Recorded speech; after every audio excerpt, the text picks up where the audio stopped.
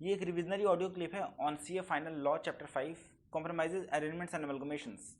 ये चैप्टर शुरू होता है सेक्शन 230 पे एंड खत्म होता है सेक्शन 240 पे। उसके पहले कुछ introductory part. Compromises arrangements and amalgamations का मतलब क्या होता है? तो कॉम्प्रोमाइज मीन्स अ पीसफुल और willing settlement of a dispute, मतलब किसी डिस्प्यूट का पीसफुल सेटलमेंट को हम बोलते हैं कॉम्प्रोमाइज। जबकि अरेंजमेंट क्या होता है? मॉडिफिकेशन ऑफ राइट या रीएडजस्टमेंट ऑफ राइट्स। जबकि अमलगमेशन क्या होता है? Amalgamation is the blending of two और more existing undertakings into one undertaking. किसी दो अंडरटेकिंग्स को आप ब्लेंड करके एक अंडरटेकिंग बनाते हो, इसे बोलते हो आप अमलगमेशन। अब इसके बाद types of amalgamation. There are two types of amalgamation. कौन कौन से? One is amalgamation in the nature of merger, second is amalgamation in the nature of purchase. Amalgamation in the nature of merger के case में क्या होता है कि दो कंपनीज अपने एसेट्स एंड लायबिलिटीज को पूल करती हैं, एक साथ इकट्ठा करती हैं। जबकि amalgamation in the nature of purchase में क्या होता है कि एक एंटिटी दूसरे एंटिटी के एसेट्स एंड लायबिलिटीज को टेक ओवर करती है। इसके बाद कौन कौन से मेथड्स ऑफ अकाउंटिंग होते हैं फॉर अमलगमेशंस? तो there are two kinds of methods of accounting for amalgamations. One is pooling of interest method, second is purchase method. Pooling of interest method हम यूज करते हैं in the case of amalgamation in the nature of merger, जबकि purchase method हम use करते हैं in the case of amalgamation in the nature of purchase. तो सबसे पहले समझना amalgamation in the nature of merger होता क्या है। जब ये 5 के 5 कंडीशन सेटिस्फाई हो जाएं साइमल्टेनियसली तो उसे बोलते हैं amalgamation in the nature of merger. कौन कौन से 5 कंडीशंस? पहला condition, all the assets and liabilities of the transferor company become the assets and liabilities of the transferee company. मतलब ट्रांसफरर कंपनी के सारे एसेट्स ट्रांसफरी कंपनी के हो जाने चाहिए, all the assets and liabilities. Second, all the assets and liabilities should be transferred at book values. Third, shareholders holding not less than 90% of the face value of the equity shares of the transferor company shall become equity shareholders of the transferee company। मतलब at least 90% of the face value of equity shares जिन share holders ने hold कर रखा है transferor company ने, वो transferee company के share holders बन जाने चाहिए आफ्टर द अमलगमेशन। उसके बाद फोर्थ, जो कंसिडरेशन मिल रहा है ट्रांसफरर कंपनी के शेयर होल्डर्स को, वो सिर्फ कौन सा कंसिडरेशन मिल रहा है? सिर्फ equity shares of transferee company मिल रहा है, उसके अलावा कोई भी कंसिडरेशन नहीं मिल रहा है, एक्सेप्ट दैट कैश में be paid in respect of any fractional shares. And fifth condition क्या है? The business of the transferor company is intended और carried by the transferee company. तो मैंने 5 कंडीशंस बताई, कौन कौन से? पहला, all the assets and liabilities transferor company के बन जाने चाहिए, ट्रांसफरी कंपनी के। सेकंड, जो एसेट्स एंड लायबिलिटीज जो ट्रांसफर हुए वो बुक वैल्यूज पे ट्रांसफर होने चाहिए। Third, at least 90% of the face value of equity shares जिन्होंने होल्ड कर रखा है, जिन शेयर होल्डर्स ने ट्रांसफर कंपनी के, वो ट्रांसफरी कंपनी के इक्विटी शेयर होल्डर्स बन जाने चाहिए आफ्टर द अमलगमेशन। फोर्थ, जो कंसिडरेशन मिल रहा है ट्रांसफरर कंपनी के शेयर होल्डर्स को, वो सिर्फ क्या मिल रहा है? Equity shares in the transferee company except that cash में be paid in respect of fractional shares. And fifth, जो बिजनेस है ट्रांसफरर कंपनी का, वो कौन कैरी कर रहा है? Transferee company. ठीक है। जबकि amalgamation in the nature of purchase क्या होता है? अब इन 5 में से कोई भी एक कंडीशन अगर सेटिस्फाई ना हो, अगर एक भी कंडीशन अगर सेटिस्फाई नहीं होगा, एनी वन और मोर कंडीशंस, तो उसे हम बोलेंगे amalgamation in the nature of purchase. मतलब 5 में से अगर 4 कंडीशन सेटिस्फाई हो गया बट कोई भी एक कंडीशन अगर सेटिस्फाई नहीं हुआ तो भी क्या हो जाएगा? Amalgamation in the nature of purchase. ठीक है। इसके बाद समझना, कभी भी कॉम्प्रोमाइज, अरेंजमेंट्स एंड अमलगमेशन होता है या रिकंस्ट्रक्शन होता है तो it requires the approval of NCLT, that is tribunal. ठीक है। अब आता है सेक्शन 230। ठीक है। सेक्शन 230 में पावर मिलता है ट्रिब्यूनल को टू कॉम्प्रोमाइज और make arrangements with creditors and members. तो देखो सेक्शन 230 का सबसेक्शन 1 क्या कहता है? Power of tribunal on an application filed for compromise और अरेंजमेंट, कि जब भी कॉम्प्रोमाइज और अरेंजमेंट प्रपोज होता है between the company and creditors or company and its members, then on the filing of the application by the company, creditors, members या liquidators, tribunal में order of meeting. ठीक है। सेक्शन 230 का subsection 2 क्या कहता है? कि कुछ डिस्क्लोजर्स करना पड़ेगा एप्लीकेंट को, ट्रिब्यूनल को। कौन कौन सा डिस्क्लोजर्स करना पड़ेगा एप्लीकेंट को? पहला, all material facts relating to the company's latest financial position, audit report, pendency of any investigation or proceedings। ठीक है। Second, reduction of share capital if any, Third, any scheme of corporate debt restructuring consented to by at least 75% of secured creditors in value and including 5 चीजें कौन कौन से? Creditors responsibility statement, safeguards for protection of creditors, report by auditor that funds requirement after CDR confirm liquidity test. Fourth, where a company proposes to adopt that the CDR guidelines specified by RBI, a statement to that effect, and fifth, valuation report. मैंने क्या क्या बोला? देखो क्या क्या disclosures करना पड़ेगा applicant को. पहला, all material facts relating to companies latest financial position, audit report and pendency of any investigation या प्रोसीडिंग्स. सेकंड, अगर कोई शेयर कैपिटल में कुछ भी रिडक्शन हुआ है तो. Third, any scheme of corporate debt restructuring where it is consented to by at least 75% of the secured creditors in value. इसके बाद इंक्लूडिंग 5 चीजें और क्या क्या? Creditors responsibility statement, safeguards fraud protection of creditors, report by auditor that funds requirement on CDR confirmed liquidity test, where a company proposes to adopt the CDR guidelines specified by RBI, a statement to that effect, and fifth, valuation report. तो बड़ा simple है, creditors responsibility statement and safeguards for protection of creditors, मतलब creditors के regarding, and then CDR के regarding report देगा auditor क्या कि liquidity test confirm हो रहा है, एंड सेकंड कि जब भी कंपनी प्रपोज करेगा to adopt the CDR guidelines specified by RBI तो इस रिगार्डिंग एक स्टेटमेंट दे देंगे, एंड लास्ट में वैल्यूएशन रिपोर्ट. ठीक है. इसके बाद आता है सेक्शन 230 का सबसेक्शन 3. ये क्या कहता है कि notice of meeting conducted on order of tribunal. Meeting का नोटिस देंगे किसको? 4 लोगों को. टू ऑल द क्रेडिटर्स और class of creditors, all the members और class of members, debenture holders of the company and sectoral regulators. क्या क्या बोला? किसे किसे मीटिंग देंगे, मीटिंग का नोटिस देंगे? पहला, ऑल द क्रेडिटर्स और class of creditors, all the members और class of members, third debenture holders, and fourth sectoral regulators. ठीक है. इंडिविजुअली नोटिस देंगे. ठीक है ना. जो नोटिस देंगे इंडिविजुअली देंगे at the address registered with the company, and इसके साथ में अटैच रहेगा क्या? एनेक्सर अटैच रहेगा. एनेक्सर में क्या लिखा होगा? डिटेल्स ऑफ द कॉम्प्रोमाइज और अरेंजमेंट. इसके अलावा a copy of the valuation report. Third, explaining their effect on creditors, KMP, promoters, non-promoters, and debenture holders. Fourth, the effect of the compromise or arrangement on any material interest. And fifth, such other matters as may be prescribed under Rule 6. मैंने क्या बोला? देखो, notice देना है, सबको notice देना है. किसे किसे? 4 लोगों को, क्रेडिटर्स को, मेंबर्स को, डिबेंचर होल्डर्स, सेक्टोरल रेगुलेटर्स को. इंडिविजुअली नोटिस देना है at the address registered with the company. इसके साथ अटैच रहेगा एनेक्सर. एनेक्सर में क्या क्या रहेगा? 5 चीजें. पहला, डिटेल्स ऑफ कॉम्प्रोमाइज या arrangement. Second, a copy of valuation report. Third, इनका effect, explaining their effect on creditors, KMP, promoter, non-promoter, and debenture holders. Then the effect of the compromise on arrangement on any material interest of the directors of the company or the debenture trustees. And fifth, such other matters as may be prescribed. इसके अलावा जो advertisement होगा notice का, वो कहाँ कहाँ publish होगा, मतलब कहाँ कहाँ प्लेस होगा? That shall be placed on the website of the company. फिर लिस्टेड कंपनी के केस में जहाँ पे कंपनी लिस्टेड है जिस स्टॉक एक्सचेंज में, उसके वेबसाइट पे भी प्लेस होगा. And shall also be publish in newspapers. तो एडवर्टीजमेंट ऑफ नोटिस कहाँ कहाँ प्लेस होगा? एक तो वेबसाइट ऑफ द कंपनी में, अगर कंपनी लिस्टेड है तो उस केस में सेबी के वेबसाइट पे भी, एंड उस स्टॉक एक्सचेंज के वेबसाइट पे जिस स्टॉक एक्सचेंज में लिस्टेड है.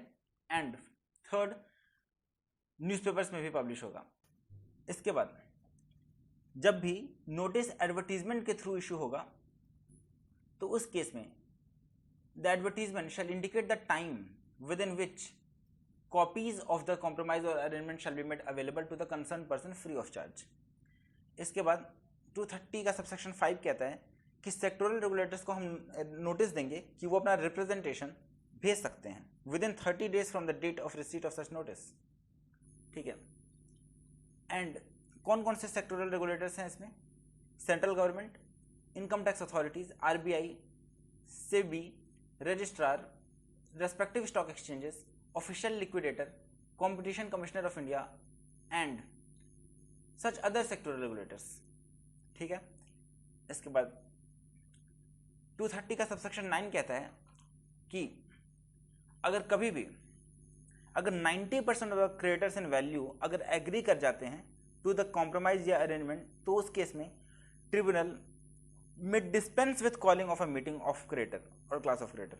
मतलब कि कभी भी अगर 90% of the creators in value अगर एग्री कर जाते हैं एंड कंफर्म कर देते हैं फॉर द कॉम्प्रोमाइज या अरेंजमेंट, तो ट्रिब्यूनल चाहे तो वो मीटिंग कराए ही ना, मतलब उसको मीटिंग कराने का जरूरत ही नहीं है, तो इट में dispense with calling of a meeting.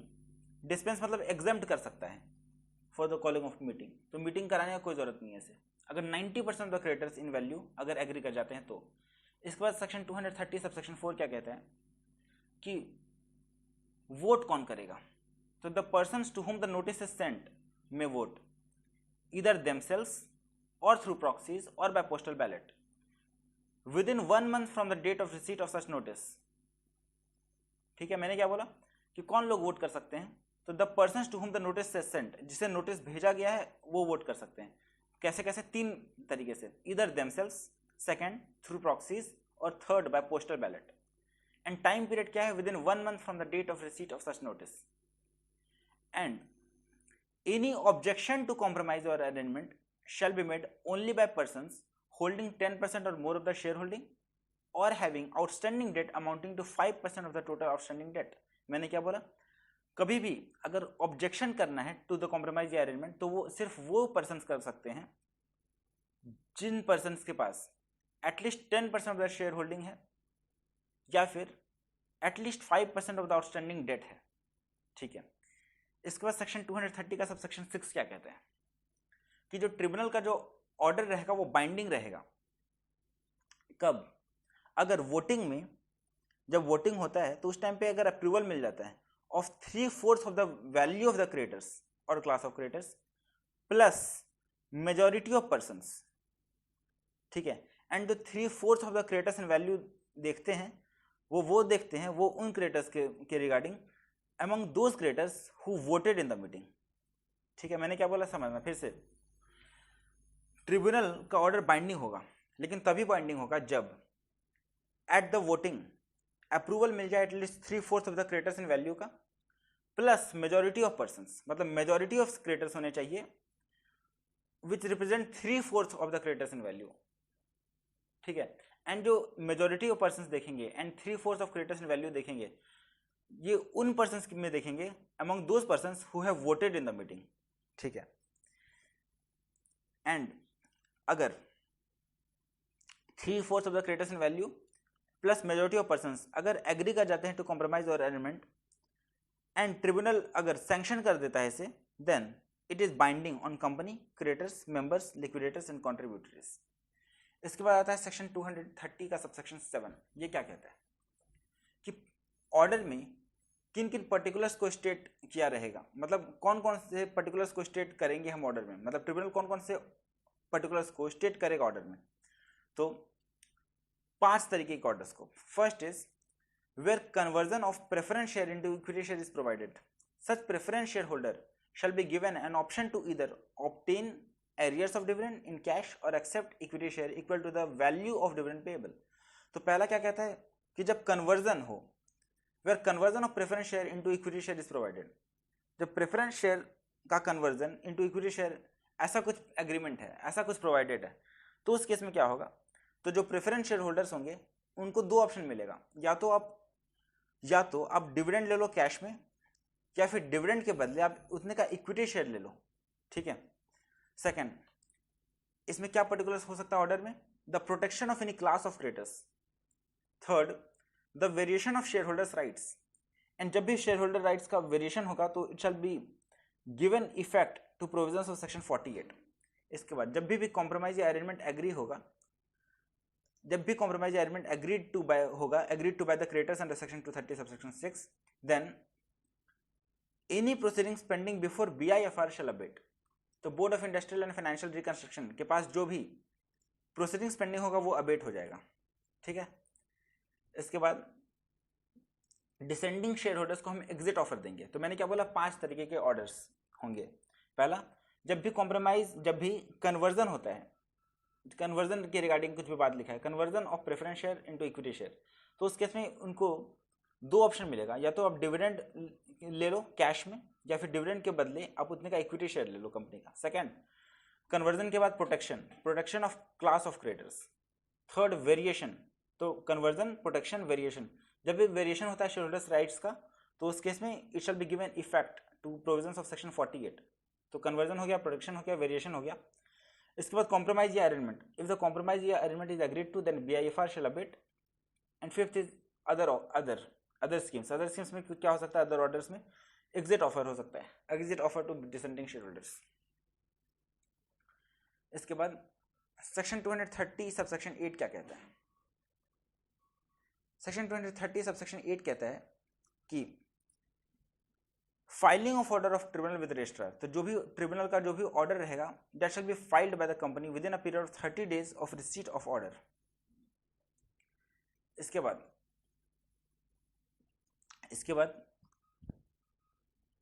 Exemption मिलेगा। सेक्शन 230 सबसेक्शन 10 कहता है कि एग्जम्पशन मिलेगा in relation to buyback of securities. तो नो कॉम्प्रोमाइज और arrangement in respect of buyback of securities shall be sanctioned by the tribunal unless such buyback is in accordance with provisions of section 68। तो कोई भी compromise या arrangement नहीं होना चाहिए इन respect of buyback of securities, ठीक है, अनलेस सेक्शन 68 कंप्लाई हो। इसके बाद सेक्शन 230 का सबसेक्शन 11 क्या कहता है? Inclusion of take over offer. मतलब इसमें टेक ओवर ऑफर भी हो सकता है, ठीक है। तो एनी कॉम्प्रोमाइज या arrangement may include take over offer also. इसके बाद सेक्शन 230 का सबसेक्शन 12 क्या कहता है? Application to tribunal by aggrieved party in case of take over offer of companies other than listed company. तो in case of application, in case of companies other than listed company, कोई भी अगर aggrieved person रहेगा तो tribunal को apply करेगा, ठीक है। And in case of compromise under section 230, if that results into reduction of capital, compliance of section 66 is not required to be made separately in such cases। मैंने क्या बोला? कभी भी कॉम्प्रोमाइज होता है अगर अंडर सेक्शन 230 एंड इसके वजह से अगर रिडक्शन हो जाता है कैपिटल में, तो सेक्शन 66 का कंप्लायंस करने का कोई जरूरत नहीं है, ठीक है। इसके बाद है section 231, power of tribunal to enforce compromise और अरेंजमेंट। तो क्या पावर है ट्रिब्यूनल के पास? पहला, to supervise the implementation, and second, give such directions as it may consider necessary for proper implementation. इसके बाद नेक्स्ट पॉइंट है कि if the tribunal thinks that the order under section 230 cannot be implemented satisfactorily and the company is unable to pay its debt, then the tribunal में order winding up. मैंने क्या बोला कि अगर ऐसा ट्रिब्यूनल को अगर लगता है कि सेटिस्फैक्टरीली इम्प्लीमेंट नहीं किया जा सकता है order under section 230 and without modification and the company is not able to pay its debt, then the tribunal may order for winding up. And subsection 3 क्या कहता है इसका? कि रेट्रोस्पेक्टिव इफेक्ट ऑफ ऑर्डर होगा। मतलब it also applies to a company in respect of which an order has been made before the commencement of the act sanctioning a compromise और an arrangement. इसके बाद है सेक्शन 232। सेक्शन 232 क्या कहता है? Merger and amalgamation of companies. ये कब apply करता है? When the application under section 230 is filed and it is shown to the tribunal that it involves merger और amalgamation and transfer of property और undertaking is involved.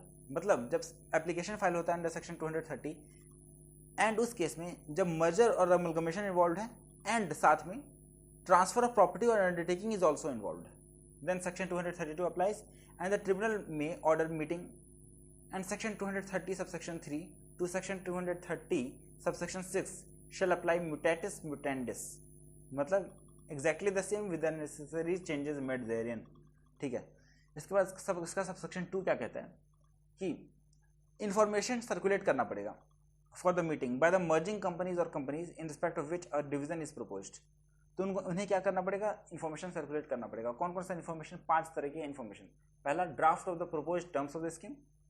Second, confirmation of filing of draft scheme. Third, report adopted by the directors. Fourth, report of the expert. And fifth, supplementary accounting statement. मैंने क्या बोला समझना?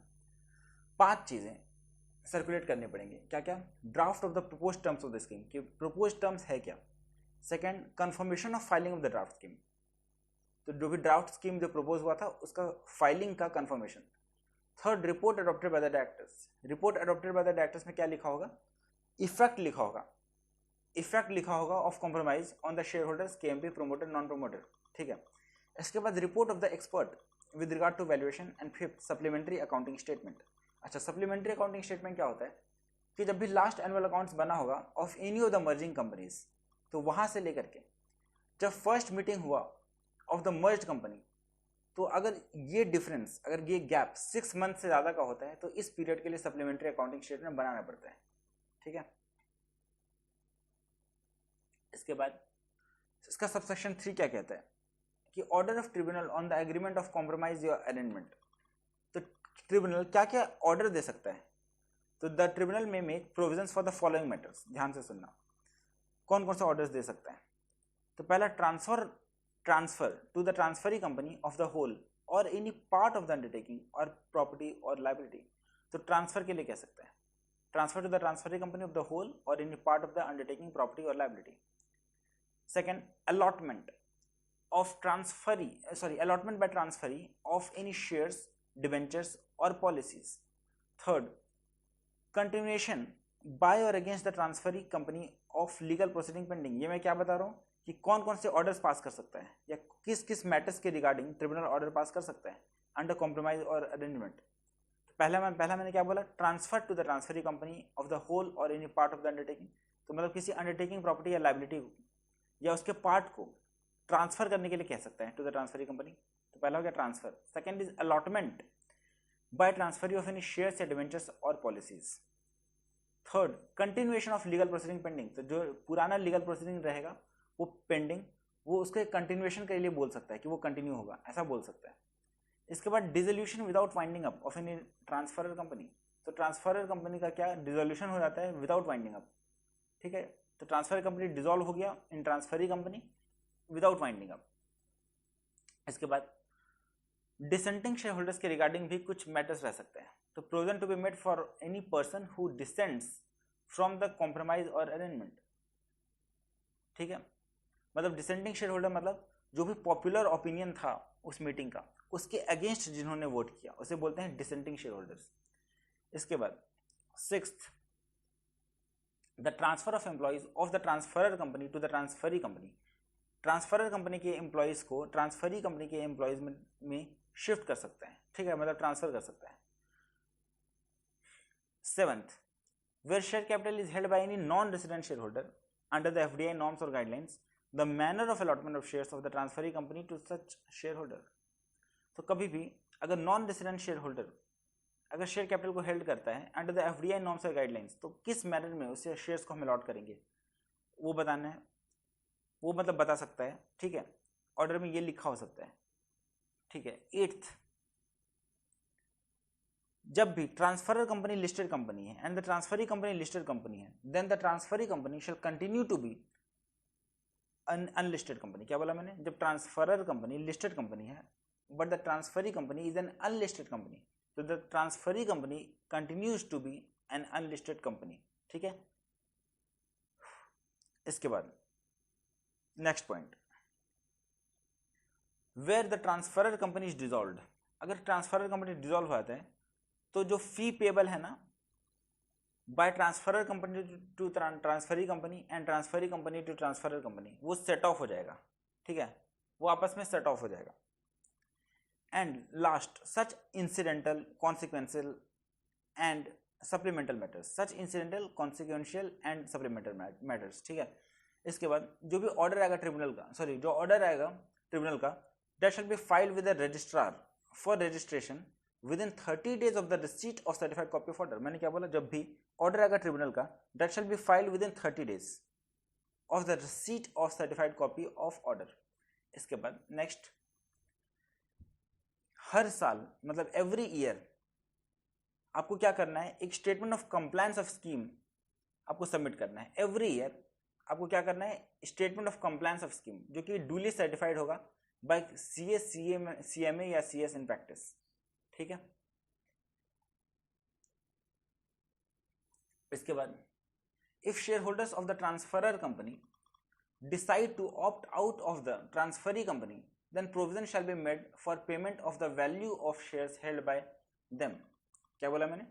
कभी भी जो transferor company का share holders है वो डिसाइड करता है कि मैं ऑप्ट आउट करना चाहता हूँ ऑफ द ट्रांसफरी कंपनी, तो ऐसा प्रोविजन बना होना चाहिए for the payment of the value of shares held by them. ठीक है.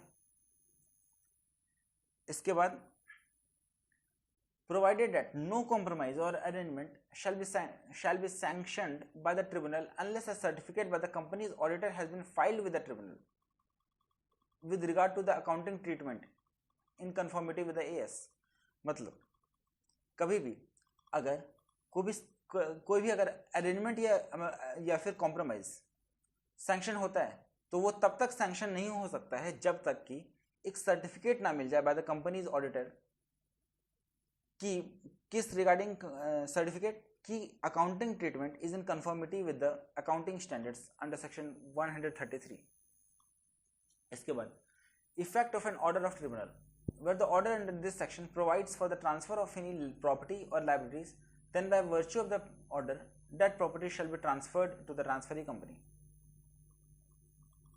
इसके बाद इफेक्टिव डेट क्या होगा वो स्कीम में लिखा होगा कि क्या इफेक्टिव डेट होगा, उसे हम बोलते हैं अपॉइंटेड डेट. तो the order must clearly indicate the appointed date. ठीक है. एंड इसके बाद जो मर्जर होता है वो मर्जर दो तरीके का हो सकता है. एक तो मर्जर बाय एब्जॉर्प्शन या फिर merger bye formation of new company. Merger bye absorption में क्या होता है कि एक कंपनी दूसरे कंपनी में एब्जॉर्ब हो जाता है. मतलब एक कंपनी क्या होती है दूसरी कंपनी में एब्जॉर्ब. ठीक है. मतलब कोई भी न्यू कंपनी नहीं बन रही है, दोनों कंपनी पुरानी थी, एक कंपनी दूसरे कंपनी में एब्जॉर्ब हो गई, इसे बोलते हैं मर्जर बाय एब्जॉर्प्शन. सेकंड होता है merger bye formation of new company. मतलब मान लो कंपनी ए था, कंपनी ए, और कंपनी बी कोई था ही नहीं, तो कंपनी ए बी में मर्ज हो गई. मतलब कंपनी या फिर कंपनी ए और बी मिल करके सी बना ली, सी में मर्ज हो गई, जबकि सी कोई नई कंपनी है, तो इसे बोलते हैं हम merger bye formation of a new company. इसके बाद है सेक्शन 235. सेक्शन 235 पावर देता है मेजॉरिटी शेयर होल्डर्स को कि वो डिसेंडिंग शेयर होल्डर्स के शेयर्स को एक्वायर कर सके. इसका सबसेक्शन 1 बात करता है about the basic requirements as to acquisition of shares. तो 3 बेसिक रिक्वायरमेंट्स है इसमें.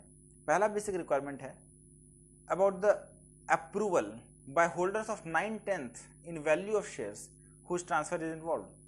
तो कम से कम 9/10 इन वैल्यू ऑफ शेयर्स जिन शेयर होल्डर्स ने होल्ड कर रखा है उनको अप्रूवल देना पड़ेगा. सेकंड, ये जो अप्रूवल आएगा विद इन 4 मंथ्स आना चाहिए after making an offer by transferee company. And third, the transferee company shall express its desire to acquire the remaining shares of dissenting holding within 2 months after the expiry of 4 months. तो जब ये 4 months खत्म हो जाए, उस 4 months से खत्म होने के बाद एटलीस्ट 2 months के अंदर ट्रांसफरी कंपनी को अपना डिजायर एक्सप्रेस करना पड़ेगा to acquire the remaining share holding of the dissenting share holders. ठीक है.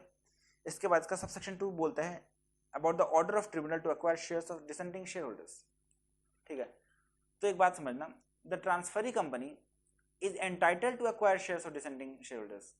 तो मतलब ट्रांसफरी कंपनी एंटाइटल्ड है to acquire the shares of dissenting share holders. लेकिन अगर ट्रिब्यूनल कहता है कुछ और तो उस केस में कुछ और करना पड़ेगा. मतलब if the tribunal orders otherwise then ये सेक्शन अप्लाई नहीं करेगा. ठीक है, जो भी मैंने बोला. इसके बाद कभी भी with in 1 month of the notice, जब कभी भी with in 1 month of the notice जो भी डिसेंडिंग शेयर होल्डर है क्या कर सकता है, एप्लीकेशन फाइल कर सकता है सेंट्रल गवर्नमेंट के पास में. ठीक है, कि आप कुछ और ऑर्डर कर दो.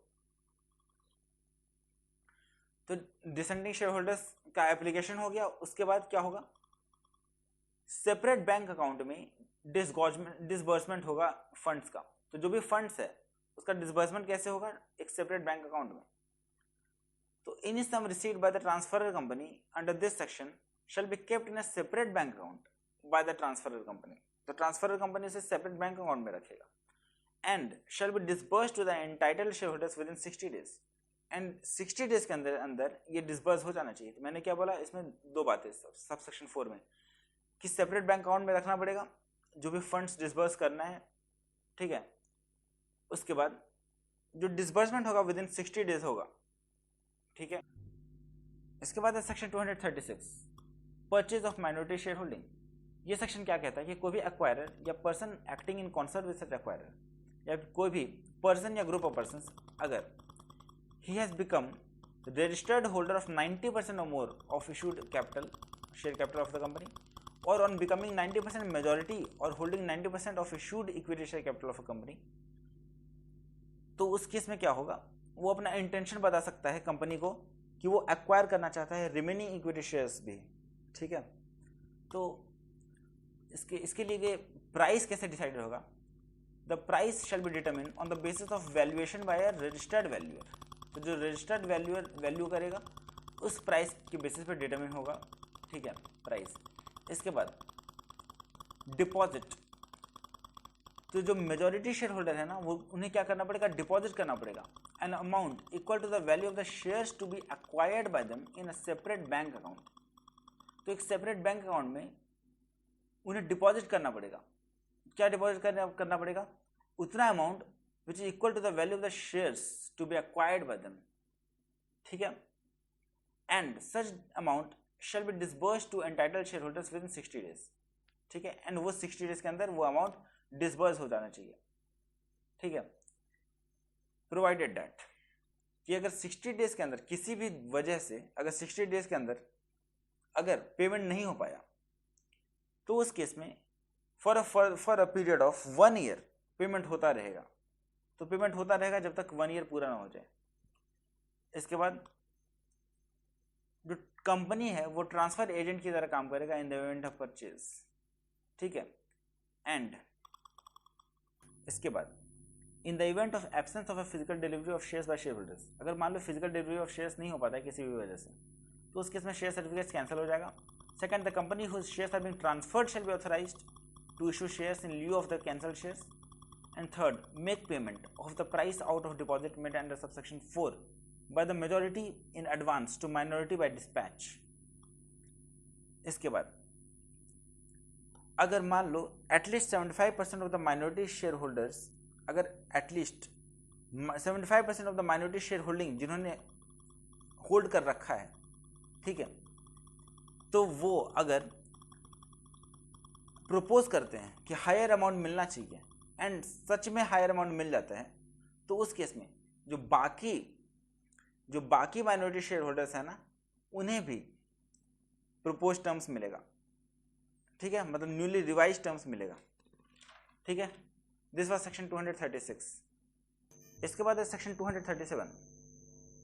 सेक्शन 237 क्या कहता है कि power of central government to provide amalgamation of companies in public interest. इसमें 6 सबसेक्शंस हैं। सबसेक्शन 1 क्या कहता है कि central government may by order provide amalgamation in the public interest. Public interest में अमलगमेशन प्रोवाइड कर सकता है, अमलगमेशन का ऑर्डर सेंट्रल गवर्नमेंट। सबसेक्शन 2 कहता है कंटिन्यूएशन बाय और against the transferee company of any legal proceedings. तो जो लीगल प्रोसीडिंग्स पहले पेंडिंग था ट्रांसफरी कंपनी पे वो कंटिन्यू होगा, ठीक है। इसके बाद सबसेक्शन 3 क्या कहता है कि जो भी क्रिएटर्स का, मेंबर्स का या डिबेंचर होल्डर्स का जो भी राइट्स था पहले, वो rights, same rights and interest continue करना चाहिए अभी भी, बाद में भी, ठीक है। बट अगर सेम इंटरेस्ट नहीं है, मान लो लेसर इंटरेस्ट मिल रहा है, तो उस केस में से कॉम्पेंसेशन मिलेगा। सबसेक्शन 4 क्या कह रहा है कि appeal by agreed persons on assessment of compensation, कि जो भी अग्रीड पर्सन होगा वो अपील करेगा to the tribunal within 30 days from the date of publication. इसके बाद सबसेक्शन 5 कहता है requirements for passing an order. क्या क्या requirements for passing an order? तो 3 रिक्वायरमेंट्स है। पहला, copy of proposed order shall be send to each of the companies concerned. तो जितने भी कंपनीज कंसर्न्ड है सभी को कॉपी ऑफ प्रोपोज्ड ऑर्डर भेजा गया। Second, the time for appeal under subsection 4 expired or disposed of. Third, the central government has considered and made such modifications in light of the objections received. मैंने क्या बोला? 3 requirements होने चाहिए पास करने के लिए, ऑर्डर पास करने के लिए 3 रिक्वायरमेंट्स फुलफिल होने चाहिए। क्या क्या?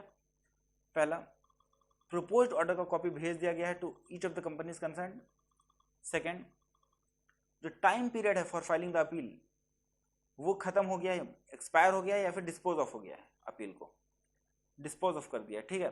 या फिर जो थर्ड केस है, थर्ड रिक्वायरमेंट क्या है कि the central government has considered and made such modifications in light of objections received, कि अगर कोई भी ऑब्जेक्शन अगर आया तो सेंट्रल गवर्नमेंट ने क्या किया, उसको कंसिडर किया एंड मॉडिफाई कर दिया, ठीक है। एंड सब सेक्शन 6 कहता है copies to be presented to the parliament, तो जो भी ऑर्डर रहेगा सेंट्रल गवर्नमेंट का, it shall be presented to the both house of the parliament, ठीक है। This was section 237। इसके बाद section 238, registration of offer of schemes involving transfer of shares. ये क्या कहता है, इसका सब सेक्शन 1 कहता है कि कभी भी कोई भी ऑफर ऑफ अ स्कीम या फिर कॉन्ट्रैक्ट अगर होगा इन्वॉल्विंग ट्रांसफर ऑफ शेयर्स और any class of shares in the transferor company to the transferee company under section 235, तो उस केस में every such circular containing such offer and recommendation shall be accompanied by the information as prescribed under Rule 28. इसके बाद every such offer shall contain a statement by or on behalf of the transferee company disclosing the steps it has taken to ensure the necessary cash will be available. And इसके बाद every such circular shall be presented to the registrar for registration and no such circular shall be issued until it is so registered. देखो मैंने क्या बोला, 3 बातें, कि कभी भी जब कोई भी ऑफर या स्कीम होता है या कॉन्ट्रैक्ट होता है इन्वॉल्विंग ट्रांसफर ऑफ शेयर्स और any class of shares in the transferor company to the transferee company under section 235, तो उस केस में वो circular that shall be accompanied by information, ठीक है। Every such offer shall contain a statement, उस statement में क्या लिखा होगा, disclosing the steps it has taken to ensure that necessary cash is available, ठीक है, और necessary cash will be available. And third, every such circular shall be presented to the registrar for registration, मतलब उसका registration होना जरूरी है, ठीक है। And no such circular shall be issued until it is so registered. इसके बाद कहता है कि आरओसी को हमें सबमिट करना पड़ेगा, ठीक है। एंड आरओसी क्या करेगा, उसे या तो एक्सेप्ट करेगा या रिफ्यूज करेगा। तो आरओसी अगर एक्सेप्ट करता है फिर तो ठीक है, बट आरओसी अगर रिफ्यूज करता है तो उसे रिफ्यूज करना होगा, मतलब रिफ्यूज करके कम्युनिकेट करना होगा with in 30 days of the application, ठीक है। इसके बाद क्या हम अपील कर सकते हैं, ये is the order of the registrar, answer is yes, हम अपील कर सकते हैं ट्रिब्यूनल के पास में। इसके बाद इन case of failure of registration, अभी अगर कोई भी director who issues a circular which has not been presented for registration, तो उस केस में he shall be liable to penalty of 1 lakh rupees, ठीक है। This was section 238। इसके बाद चलते हैं सेक्शन 239 पे। सेक्शन 239 क्या कहता है, preservation of books and papers of amalgamated companies. तो कहता है कि books and papers of amalgamated companies shall not be disposed of without prior permission of central government, and the central government may appoint a person to examine the books and papers, ठीक है। इसके बाद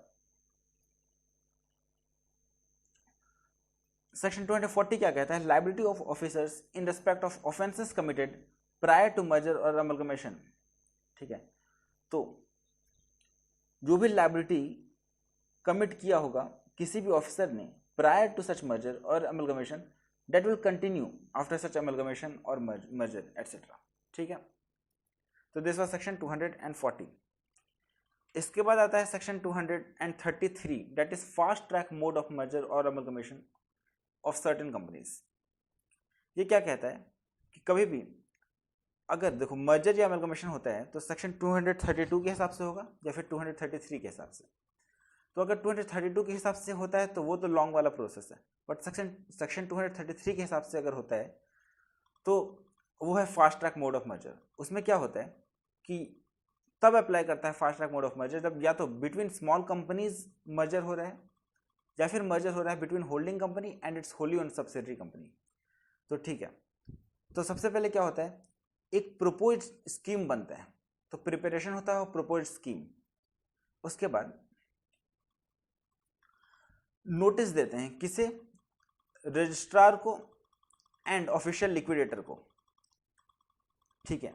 and registrar और official liquidator क्या करता है, उसमें objections कुछ फाइल करता है, मतलब कुछ ऑब्जेक्शंस देता है, कुछ ऑब्जेक्शन निकालता है एंड सजेशन देता है।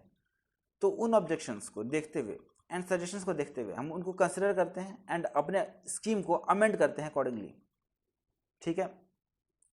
फिर उसके बाद नोटिस ऑफ एजीएम, हम नोटिस ऑफ एजीएम देते हैं शेयर होल्डर्स को, एजीएम बुलाते हैं एंड उसके बाद एजीएम में क्या होता है, अप्रूवल हो जाता है of scheme in respective general meeting of transfer and transferee company.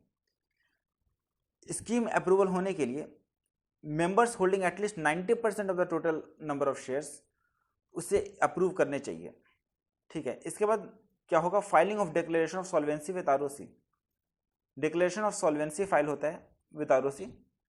And इसके बाद क्या होता है, इसके बाद हम क्रेडिटर्स को बुलाते हैं एंड क्रेडिटर्स की मीटिंग में क्या होगा, मतलब कम से कम 21 डेज पहले तो नोटिस देना पड़ेगा, 21 डेज पहले नोटिस देना होगा क्रेडिटर्स को। उसके बाद उनका मीटिंग बुलाएंगे and majority representing 9/10 in value of creditors उसे अप्रूव करने चाहिए, मतलब मेजॉरिटी भी होनी चाहिए प्लस 9/10 भी, ठीक है, इन वैल्यू ऑफ क्रेडिटर्स। इसके बाद शेयर होल्डर्स में हम देखते हैं 9/10 of the total number of shares, but creditors में देखते हैं 9/10 ऑफ वैल्यू ऑफ क्रेडिटर्स, ठीक है। इसके बाद क्या होगा, स्कीम अप्रूव हो गया। इसके बाद central government ROC and official liquidator के पास क्या करेंगे, फाइल करेंगे अ कॉपी ऑफ द स्कीम। अब हमने फाइल कर दिया, अब क्या होगा, आरडी कंसिडर करेगा, मतलब सेंट्रल गवर्नमेंट ने क्या किया है, पावर डेलीगेट कर दिया आरडी को, मतलब रीजनल डायरेक्टर को। तो रीजनल डायरेक्टर क्या करेगा, कंसिडर करेगा ऑब्जेक्शंस को, सजेशंस को of ROC and official liquidator if any, and pass कर देगा, passing of an application to tribunal for approval of scheme. And RD क्या करेगा, एप्लीकेशन पास करेगा to tribunal for approval of scheme. इसके बाद tribunal क्या करेगा, इसे कंफर्म करेगा, ठीक है। तो ये पूरा सिनेरियो बनता है। इसके बाद मान लो अगर कभी ऑब्जेक्शन आ जाता है सेंट्रल गवर्नमेंट का, ठीक है, तो सेंट्रल गवर्नमेंट कम्युनिकेट करेगा टू, कभी भी अगर ऑब्जेक्शन आता है किसी का भी, मतलब आरओसी का ऑब्जेक्शन आ गया या ऑफिशियल लिक्विडेटर का ऑब्जेक्शन आ गया, तो सेंट्रल गवर्नमेंट को कम्युनिकेट करेगा विद इन 30 डेज, ठीक है। फिर सेंट्रल गवर्नमेंट देखेगा कि वो पब्लिक इंटरेस्ट में उसका मर्जर या अमलगमेशन होना चाहिए या नहीं होना चाहिए। अगर उसको लगता है सेंट्रल गवर्नमेंट को कि पब्लिक इंटरेस्ट में उसका मर्जर या अमलगमेशन होना चाहिए, तो उस केस में कंफर्म कर देगा सेंट्रल गवर्नमेंट कि हाँ इसे का मर्जर या अमलगमेशन होना चाहिए, ठीक है। इन फॉर्म CAA 12 उसे कंफर्म कर देगा सेंट्रल गवर्नमेंट। उसके बाद कंपनी को बता देगा और हमें क्या करना पड़ेगा, ट्रिब्यूनल को फाइल करना पड़ेगा रिपोर्ट को, एंड ट्रिब्यूनल ऑर्डर पास करेगा एंड कम्युनिकेट कर देगा टू रजिस्ट्रार। लेकिन मान लो if it is not in the public interest, तो उस केस में क्या होगा, तो filing of application in form CAA 13 within a period of 60 days from the receipt of scheme. तो एप्लीकेशन फाइल होगा in form CAA 13 within a period of 60 days from receipt of such scheme, ठीक है। And ये tribunal को बता देगा central government, and फिर tribunal order pass करेगा एंड कम्युनिकेट कर देगा टू रजिस्ट्रार, ठीक है। तो अगर पब्लिक इंटरेस्ट में है तो वो अप्रूव कर सकता है, बट अगर पब्लिक इंटरेस्ट में नहीं है तो अप्रूव नहीं कर सकता सेंट्रल गवर्नमेंट, ठीक है। तो उस अगर अप्रूव नहीं करेगा तो 60 डेज के अंदर वो एप्लीकेशन फाइल करेगा इन फॉर्म CAA 13। और अगर मान लो कभी भी आरओसी या CG या ऑफिशियल लिक्विडेटर का ऑब्जेक्शन आता है तो सेंट्रल गवर्नमेंट को 30 डेज के अंदर बताता है।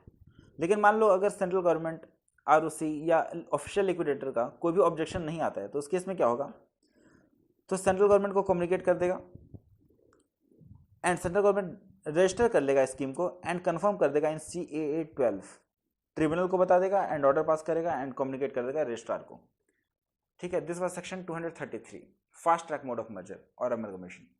इसके बाद आता है सेक्शन 234 लास्ट सेक्शन। ये क्या कहता है, मर्जर और amalgamation of company with foreign companies.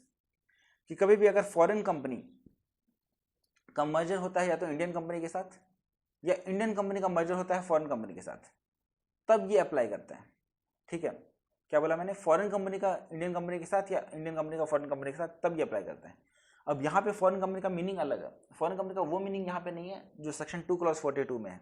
यहाँ पे फॉरेन कंपनी का मीनिंग है वैसे कोई भी company which is incorporated outside India, चाहे उनका प्लेस ऑफ बिजनेस इंडिया में हो या ना हो, ठीक है। तो देखो, तो फॉरेन कंपनी का अगर इंडियन कंपनी के साथ अगर अमलगमेशन होता है तो उस केस में क्या होगा, अमलगमेशन या मर्जर, तो उस केस में क्या होगा, उनको प्रायर अप्रूवल लेना पड़ेगा एक तो आरबीआई से, एंड सेक्शन 230 से सेक्शन 232 को कंप्लाई भी करना पड़ेगा। एंड जो स्कीम ऑफ मर्जर है उसमें ये प्रोवाइड कर सकते हैं for the payment of consideration, चाहे कैश में, चाहे डिपॉजिटरी रिसीट्स में, या फिर पार्टली इन कैश और पार्टली इन डिपॉजिटरी रिसीट्स, ठीक है।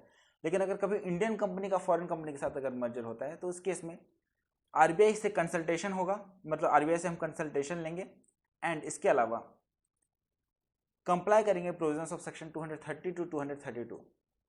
मतलब उसमें ये वाला यहाँ पे स्कीम नहीं है कि वो प्रोवाइड कर सकते हैं for the payment of consideration in cash या डिपॉजिटरी रिसीट्स, या फिर partly in cash and partly in depository receipts. तो ये चैप्टर खत्म होता है अब। Thank you.